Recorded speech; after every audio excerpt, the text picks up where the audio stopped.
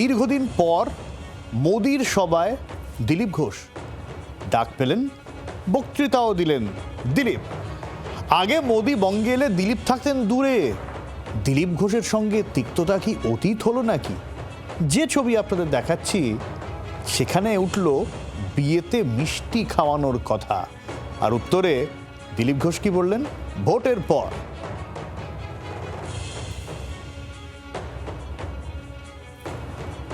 কমলাক্ষ রয়েছেন আপনাদের সঙ্গে এই মুহূর্তে। কমলাক্ষ, তার মানে এটা তো প্রশ্ন উঠবেই যে ক্রমেই স্বাভাবিক হচ্ছে দিলীপের সঙ্গে রসায়ন।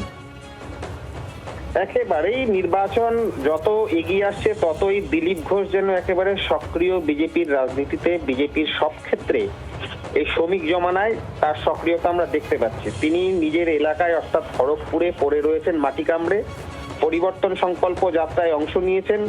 এর আগে আমরা দেখেছি অমিত শাহের সঙ্গে একান্ত বৈঠকেও কিন্তু দিলীপ ঘোষকে। এবার সরাসরি মোদির মঞ্চে তিনি বক্তৃতা দিলেন এবং তার পাশাপাশি প্রধানমন্ত্রী নরেন্দ্র মোদীর ব্রিগেড সমাবেশ শেষ হওয়ার পর, অর্থাৎ তার বক্তব্য শেষ হওয়ার পর তিনি যখন ফিরছেন সেই সময় মঞ্চের উপরেই দিলীপ ঘোষের সঙ্গে একেবারে অন্য মেজাজে দেখা গেল প্রধানমন্ত্রীকে, এবং দিলীপ ঘোষও জবাব দেন তেমনই।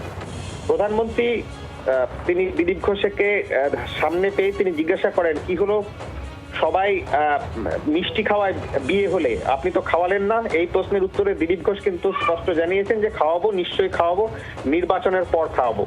এই ছোট্ট কথোপকথনেই তার আশেপাশে থাকা, অর্থাৎ মঞ্চে আশেপাশে থাকা জ্যোতির্ময় সিং মাহাতো, রাহুল সিনহা, তারা কিন্তু একেবারে হেসে গড়িয়ে পড়েন এবং রসায়ন যে একেবারে বঙ্গ বিজেপির সমস্ত নেতৃত্বের সঙ্গে দিলীপ ঘোষের অত্যন্ত স্বাভাবিক হচ্ছে এবং দিলীপ ঘোষ সক্রিয় হচ্ছেন, বিজেপির পুরনো নেতারা সক্রিয় হচ্ছেন, সেই ইঙ্গিত কিন্তু ঠাড়ে ঠোড়ে আজকে প্রধানমন্ত্রীর বিজেপির যারা পুরনো নেতা তাদের সঙ্গে সরাসরি সামনাসামনি কথা বলাতেই কিন্তু বোঝা যাচ্ছে যে পুরনো নেতাদের শ্রমিক জমানায় গুরুত্ব দেওয়া হচ্ছে এবং তারা গুরুত্ব পাচ্ছে না। অনেক ধন্যবাদ কমলাক্ষ।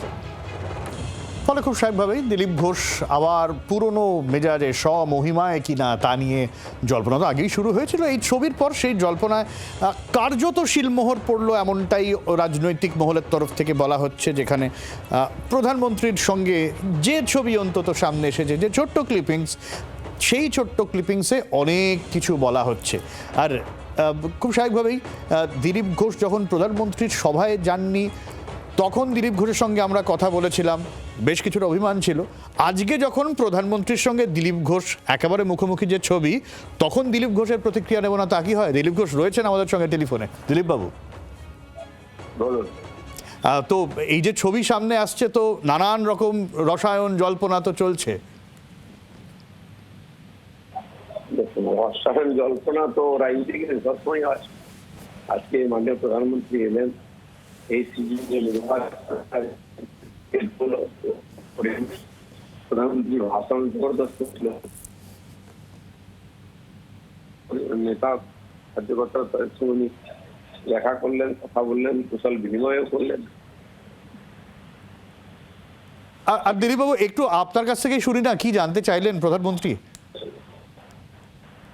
বিশেষ কিছু না, খোঁজ খবর নিলেন তখন আছি, এবং সঙ্গে সঙ্গে একটু হাসি মজা গহন যে বিয়ে হলো, মিষ্টি খাওয়ালেন, এটাও বললেন উনি।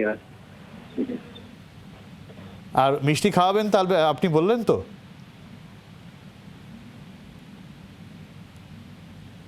দিলীপ বাবু, আচ্ছা, আমরা পরে আবারও দিলীপ বাবুর সাথে কথা বলবো।